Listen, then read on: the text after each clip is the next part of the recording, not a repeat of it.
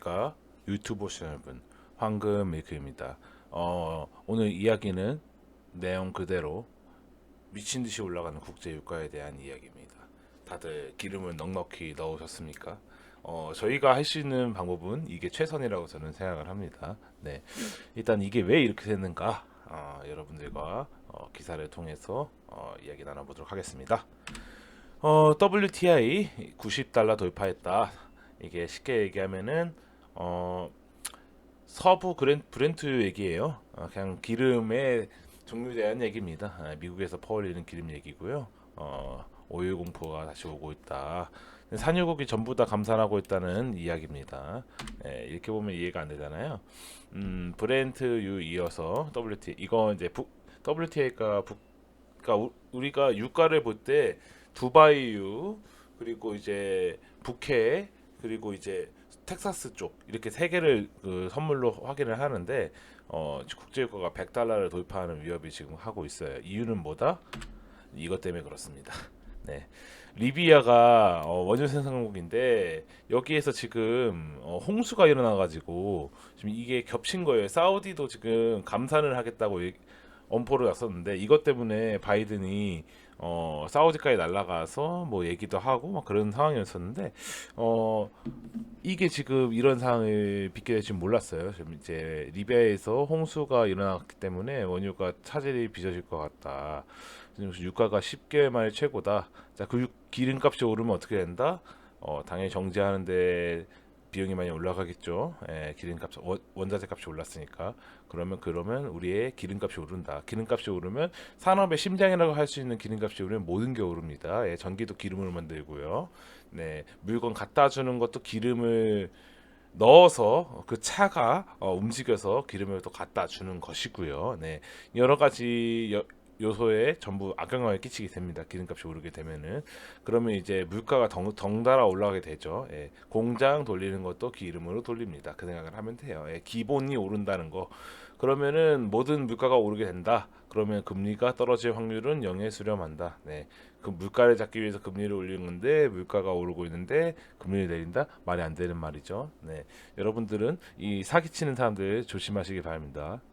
가장 크게 사기치시는 사람들의 말이 제일 나쁜 말이 뭐냐? 어, 원금 보장, 수익률 확실하게 보장. 이게 되면은 미국이나 이미 벌써 글로벌사로 가가지고 연봉이 상상도 못할 거액을 받으면서 연봉을 받을 겁니다. 그걸 항상 우리는 상기해야 합니다. 절대 이 말을 하는 사람들은 사기꾼이다 생각하고 좀 멀어지는 게 좋을 것 같습니다. 자, 내용이 상세하게 읽어가면은 뭐 블룸버그 얘기하면 뭐 이렇게 쭉 얘기하는데 자, 배럴당 브렌트유도 지금 93.7달러고 90달러에 마감을 했습니다. 이게 14일 기준이니까 오늘 15일이잖아요. 오늘 밤도 또 오를 거라고 저는 생각을 하고 있습니다. 그리고 사우디는 100만 배럴, 러시아는 30만 배럴 원유 수출 감축 조치를 한답니다. 연말까지 시장의 공급이 그러니까 쓰는 수요는 있는데 만들어내는 쪽이 줄인다 그러면 어쩔 수가 없어요. 그리고 리비아에서도 지금 홍수 때문에 공급을 줄일 수밖에 없는 거죠. 이거는 팔고 싶어 못 파는 거예요. 큰 폭의 수요 감소를 초래하지 않으면 능숙하게 가격 인상하는 이런 이제 얘기를 하는데 이쪽 입장에 돈 벌 기회죠. 이번 기회가 리비아에 안 됐지만은 그런 끔찍한 일이 있는데 지금 금리를 인하해서 돈 파티가 일어날 가능성은 굉장히 희박하다라고 볼 수 있습니다. 우리는 아마 연말쯤에 또 금리 인상이 나올 것 같고요. 5번 가량 동결을 한 걸로 알고 있는데 6번인가요? 이번에는 버티지 못할 걸로 생각합니다. 지금 그래가지고 우리나라 행정부에서도 국제 유가가 연중 최고고 유류세 인하 추가로 연장한다. 지금 러시아랑 사우디 감산하고 지금 텍사스 원유도 올라가고 있고 인플레가 계속 올라가고 있어. 이쪽에서도 또 한 번 더 금리 인상을 하면 우리도 버틸 수가 없단 말이에요.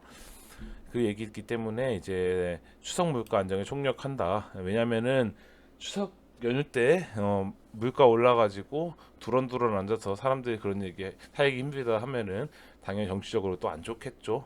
그런 걸 염두에 둔 모양입니다. 아무래도 그런 모양새예요.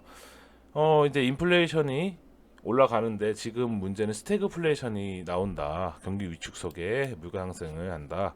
이게 맞는 말이라고 저는 생각을 합니다.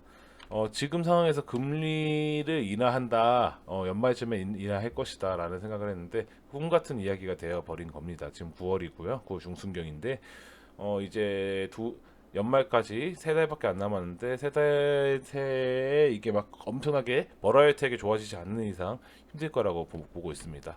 지금 한은에서도 미국은 고금리 장기화 할 거라고 하고 우리나라도 이제 금리 인상한다고 하니까 이 추운 겨울이 조금 더 길어질 것이다. 그러므로 우리는 각자 도생을 해야 한다. 알아서 살아남아야 할 것 같습니다. 예, 저는 겨울이 올 거라고 말씀을 드렸고요. 이 겨울이 얼마나 갈지 모르고요. 음, 자본주의 시장에서 도태되면은 아주 끔찍한, 돈이 없는 것만큼 끔찍한 생활이 없기 때문에 우리는 공부했던 걸로 저는 알고 있습니다. 네. 제가 이번에 내릴 한 줄 평은 금리 내리는 건 아직 시기상조다. 예. 우리는 아직 더 아끼고 좀 더 고통스러워야 합니다. 예, 이제 고통이 시작됐다라고 이야기 드리고 싶습니다. 예, 가장 우리 일반 서민한테 좋은 거는 당장 기름 만땅으로 차에다가 집어넣도록 합시다. 네, 오늘 기름값 오른다는 이야기를 했고요. 예, 그에 대한 대처라고 해야 될까요? 그런 왜 오르게 되는지, 이게 어떻게 될 건지, 우리의 삶에 어떻게 영향이 올지 대한 이야기를 했습니다. 연서 영상 괜찮았다면 좋아요와 구독 한번 눌러주시고 댓글 달아주시면 답글 달도록 하겠습니다. 시청해주신 유튜브 시청자분 감사합니다. 황금 미크였습니다.